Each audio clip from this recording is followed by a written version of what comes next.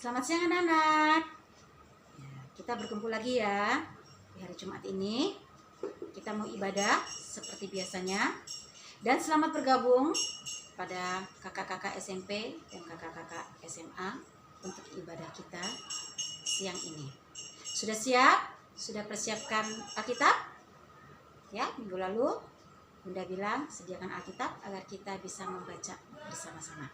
Sebelum kita masuk ke renungan, kita bernyanyi ya bersama-sama lagunya Saat Ini Saat Indah. Ya, intronya Bunda mainkan, nanti baru kita sama-sama menyanyikan ya.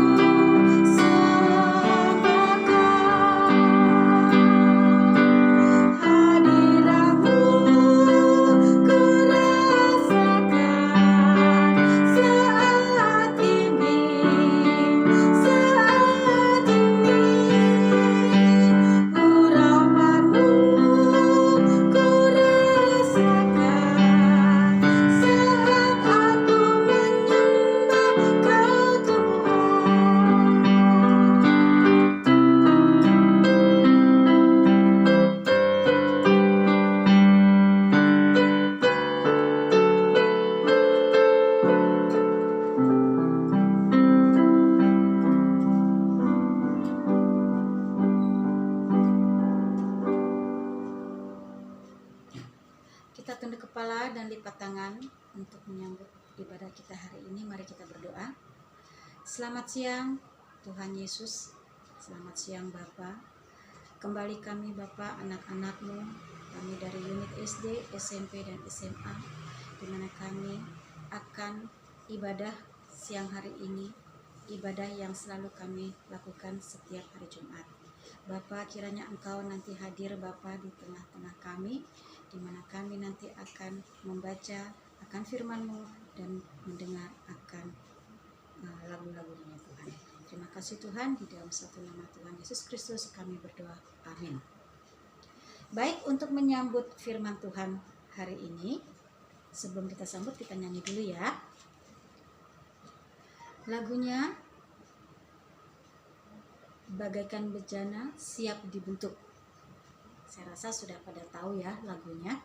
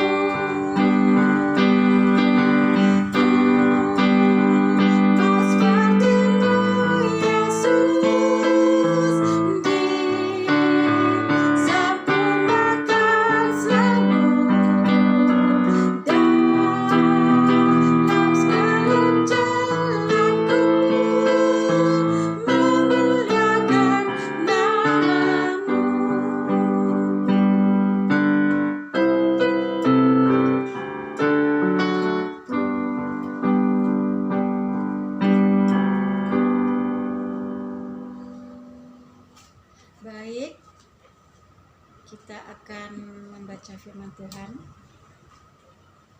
Silahkan dibuka Alkitabnya.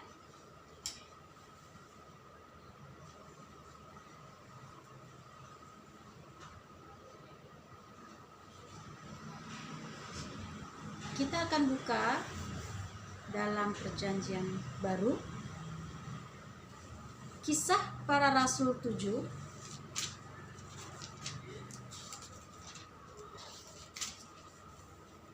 ayat yang ke-44 sampai ke-53. Kisah Para Rasul 7 ayat yang ke-44 sampai 53. Kita sama-sama membacanya ya. Ayat ke-44. Kemah tempat Allah datang kepada manusia terdapat pada nenek moyang yang di padang gurun. Kemah itu dibuat atas perintah dari Allah kepada Musa dan menurut contoh yang diperlihatkan Allah kepada Musa. Kemudian kemah itu dibawa selanjutnya oleh nenek moyang kita pada waktu mereka dengan Yosua pergi merebut negeri kita ini dari kekuasaan bangsa-bangsa yang diusir Allah di hadapan mereka. Kemah itu berada di situ sampai zaman Daud. Daud menyenangkan hati Allah dan meminta kepadanya supaya ia diizinkan membuat suatu rumah untuk Allah yang disembah Yakub itu. Tetapi Salomolah yang mendirikan rumah untuk Allah. Namun Allah Maha Besar tidak tinggal di dalam rumah yang dibuat manusia, sebab di dalam buku Nabi tertulis begini: Langit adalah tahtaku dan bumi adalah alasku. Rumah adalah hendak kamu dirikan untuk aku. Di manakah tempat untuk aku beristirahat? Bukankah aku sendiri yang menjadikan segala sesuatu? Begitulah kata Allah. Bukan main keras kepala saudara-saudara dan begitu sukar taat kepada Allah. Kupingmu tuli terhadap perkataan Allah. Kalian sama dengan nenek moyangmu, selalu melawan roh Allah. Apa ada nabi yang tidak dianiaya oleh nenek moyangmu? Mereka membunuh utusan-utusan dari Allah yang dahulu kata sudah mengumumkan bahwa hamba Allah yang benar itu akan datang. Dan sekarang kalian mengkhianati dan membunuh hamba Allah itu. Malaikat-malaikat sudah menyampaikan perintah-perintah Allah kepadamu, tetapi kalian tidak menurutinya. Ya. Natsnya yang ayat ke-49 dikatakan, langit adalah tahtaku dan bumi alas kakiku. Rumah apakah hendak kamu dirikan untuk aku? Di manakah tempat untuk aku beristirahat? Bukankah aku sendiri yang menjadikan segala sesuatu? Begitu kata Allah.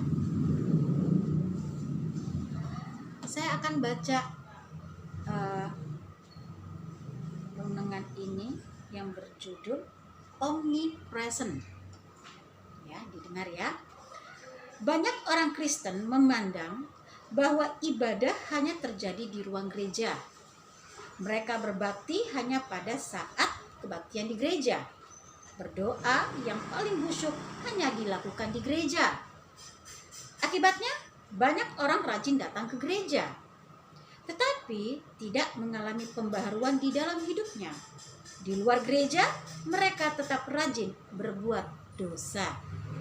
Di luar jam kebaktian, mereka tetap terjerat dalam kejahatan.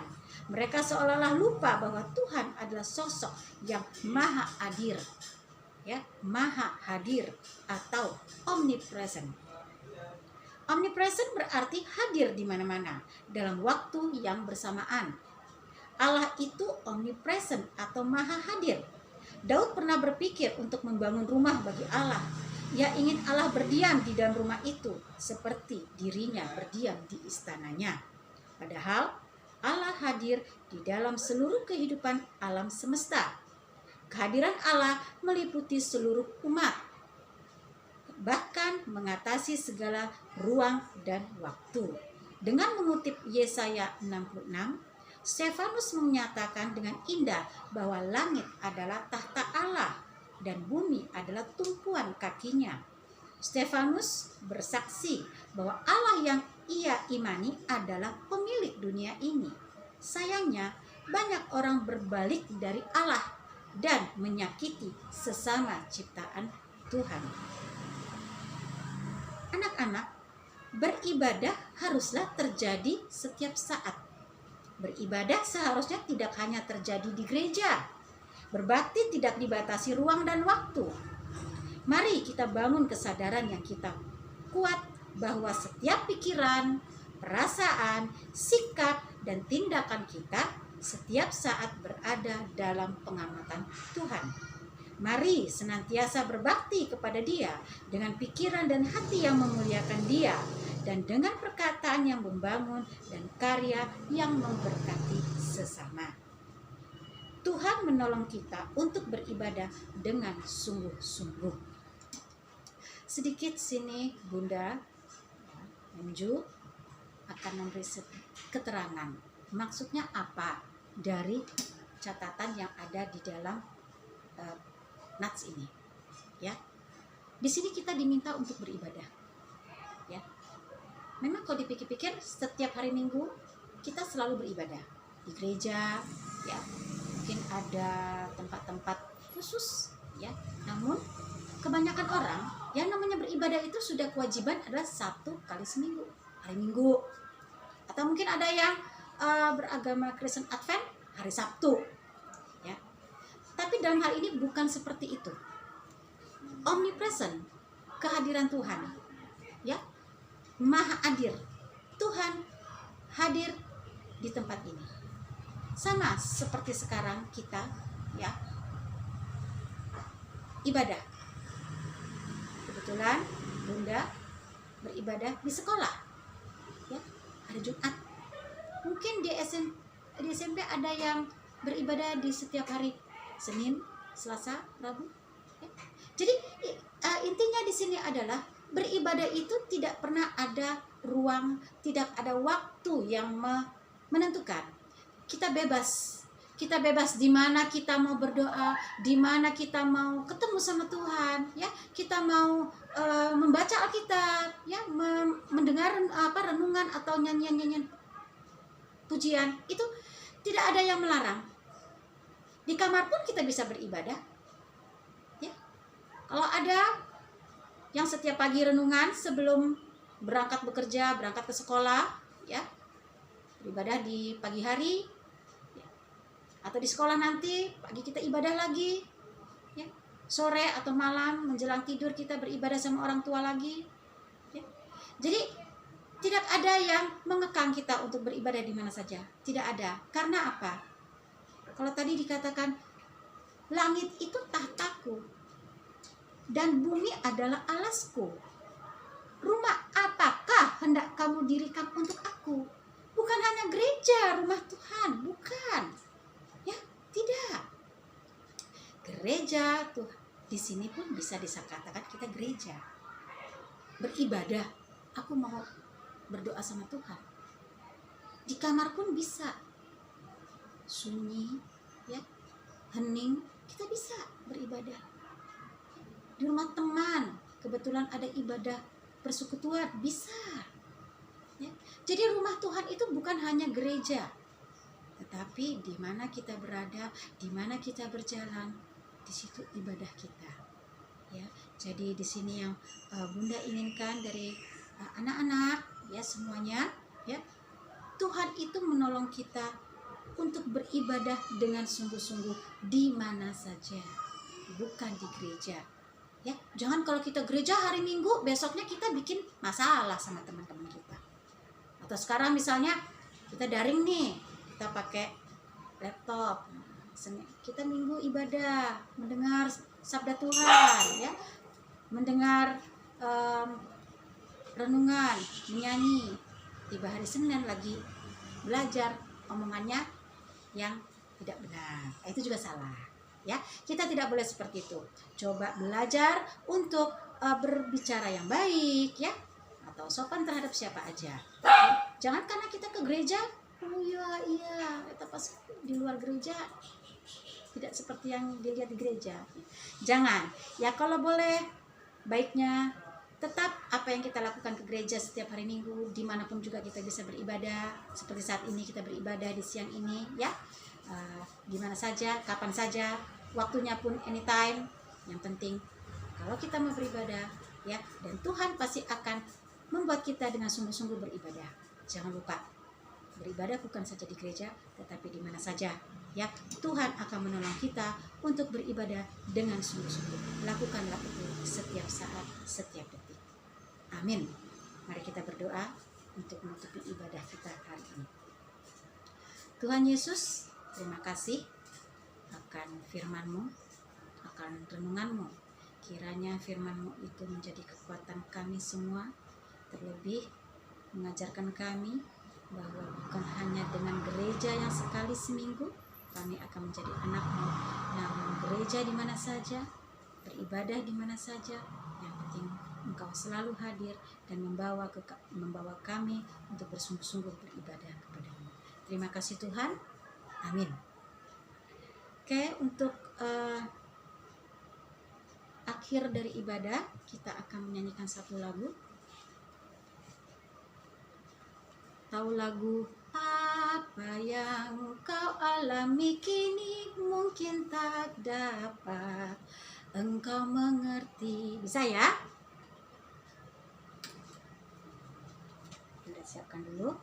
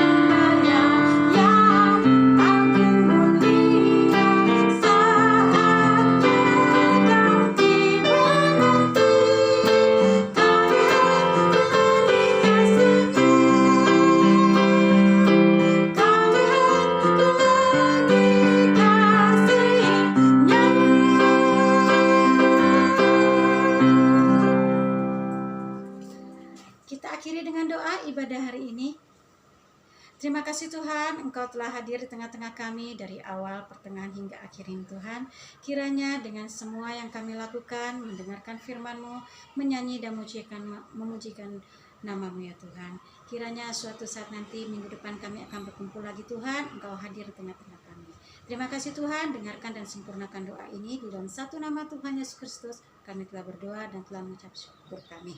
Amin. Baik anak-anak, kita ketemu minggu depan lagi ya. Selamat siang. Dadah.